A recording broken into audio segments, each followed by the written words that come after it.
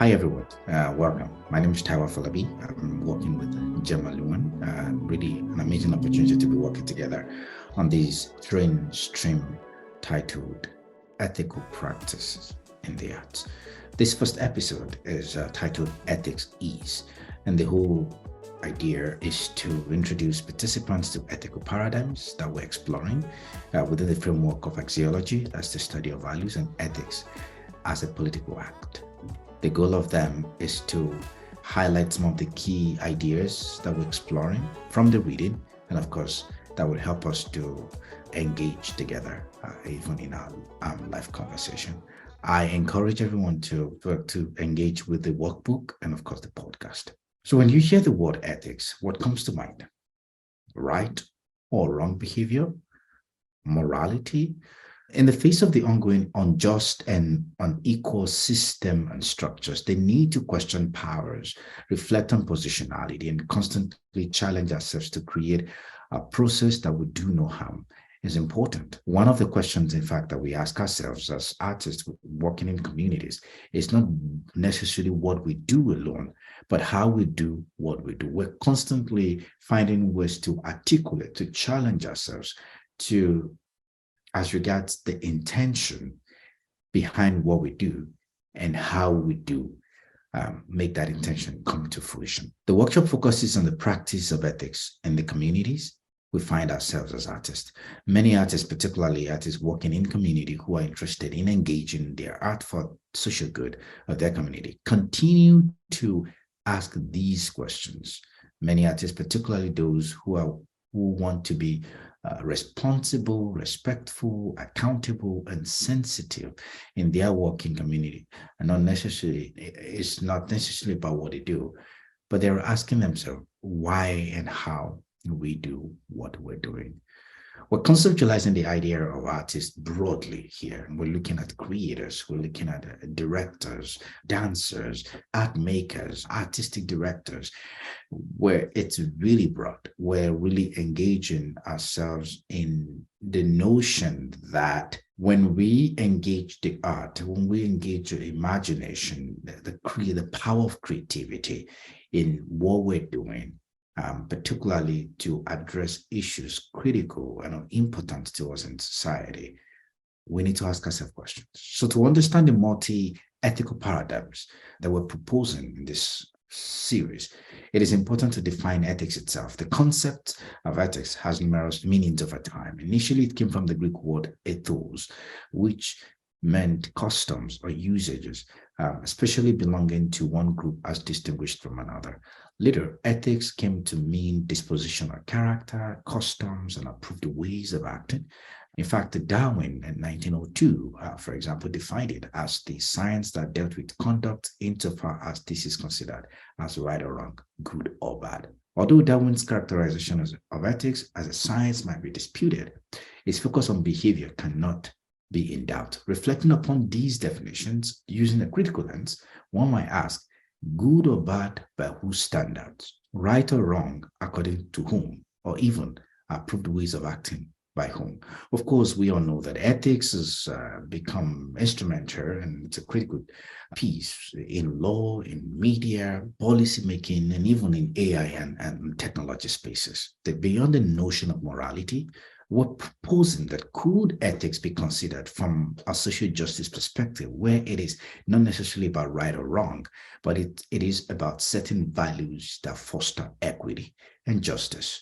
In the series, we call for a turn from a morality debate to a political debate to focus on systemic issues. Also, we want to offer the opportunity for different narratives that center and recenter the idea of service, kindness, reciprocity, and accountability. And this also brings us to some of those interesting and amazing ideas that different cultures on the margin, indigenous epistemes and ways of knowing have also introduced us to. Thus, in an attempt to answer these questions and other important questions, we have framed the discourse of ethics within the pluriverse thinking from different perspectives. Ethics of justice, of critique, of care, of service, of engagement, and of the profession. And in the next 6 series episodes, we're going to be exploring all of these framework. We also centered ethical questioning as a tool to explore these different frameworks. Critical to the core text that we reading and exploring in this particular episode, the text written by Cathy Bishop titled 6 Perspectives in Search of an Ethical Solution, utilizing a moral imperative with a multiple ethics paradigm to engage to guide research-based theater or applied theater. And of course, we've made that available. Some of the highlights in the reading. 1, moral imperative, thinking about the debate around morality. And it's important to start from there because that's the basis. A lot of the time when we talk about ethics, that's the basis upon which we're exploring. Used to denote a personal principle which may act as a guide for ethical conduct, personally and professionally. Ethical perspectives that may overlap or even collide with each other in practice. And this is brought up by Shapiro and Gross in their book in 2008. In our workbook, we also highlighted Shapiro and Gross because the paradigm of justice, critique, care that we presented in this episode is also coming from the work of Shapiro and Gross and some other amazing scholars who have gone ahead, particularly within the field of educational leadership and other kinds of disciplines. There are also questions for consideration that are not intended to be exhaustive as a springboard for conversation. And we're going to go more into this, particularly in the ethical questioning, where some questions are there to help us to challenge our positionality, to engage with history and sociocultural realities in connection to our ways of doing things. In addition, there's also the standardized institutional procedures, particularly this relates to ethics and justice, and we'll speak more about that. And this has to do with a lot of universities, a lot of teaching institutions who have instituted, standardized ethical procedures like Ethics Review Board. And this is also important, particularly for a lot of artists who are constantly collaborating with researchers in tertiary and academic institutions. So in Cathy Bishop's article, for example, Jim Mikaskowski offered us some questions. For example, what are my responsibilities as a researcher, as an artist? Has the appropriate ethical clearance from my university's human ethics committee or other relevant organizations been obtained? For us as artists, we're also asking ourselves the question around the process of even obtaining, the ethical clearance in the sense of when we're working with our communities, because at times that we don't necessarily get those clearance, we have to earn them by the relationship we build, by the interactions we have, by our contributions to our communities. So it's not just about we're living our world, we thought about a project and then we do it. We're constantly in conversation with first ourselves and the broader perspective, the broader community. There are other questions. Are my work, artistic practice, do the claims, are they accurate? By what rigorous evaluation standards? And a lot of questions that it's presented at. There's also the political imperative, which is more of the critical aspect of ethics, of critique. James Thompson, a leading scholar in applied theater, also asked questions. What is the context of work and just its site-specific location, but not just its site-specific location, but within the broader political context? And also, we added to that not just only within the sense of the broader political context alone, but in terms of the historical, the sociocultural, the economical context. These are important context to really engage on the critique, ethics of critique. Furthermore, ethics of care focuses more on roles, people, and relationships. It's about relationality. It's about answerability. It's about responsibility, and of course, accountability.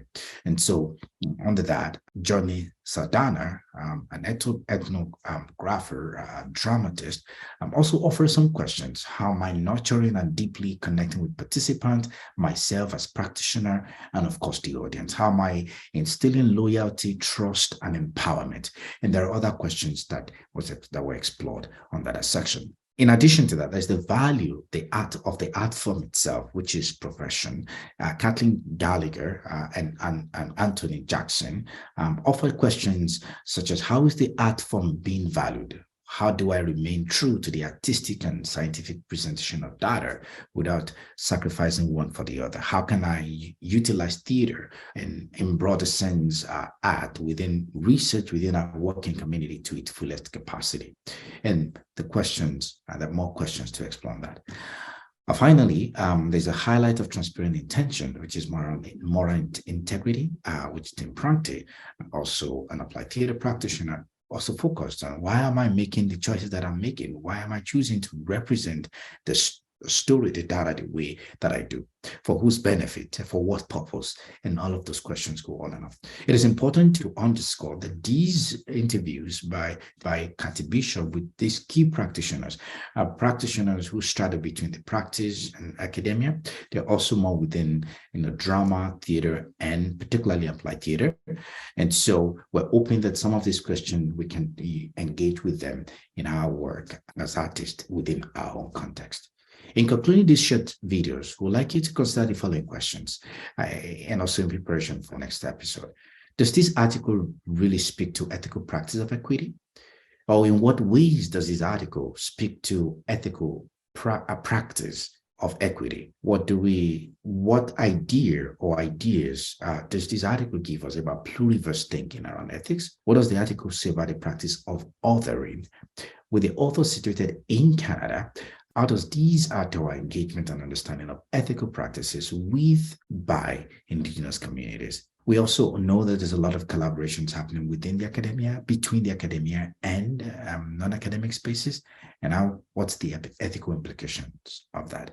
Finally, as artists, what are our own expectations of working inside and outside of our community and communities of others, within our own discipline and the disciplines of others? We hope to tackle some of these questions as we move along and engage a critical tool called ethical questioning. We look forward to exploring these more in the second video and in the subsequent readings, subsequent episodes. The core text for the 4 episodes, for the remaining 4 episodes, and those are highlighted in a workbook, and we do hope that we'll be able to connect with you in the next episode. Thank you so much for watching this, and I'm looking forward to engaging with you all in the live session on January 21st, 2020.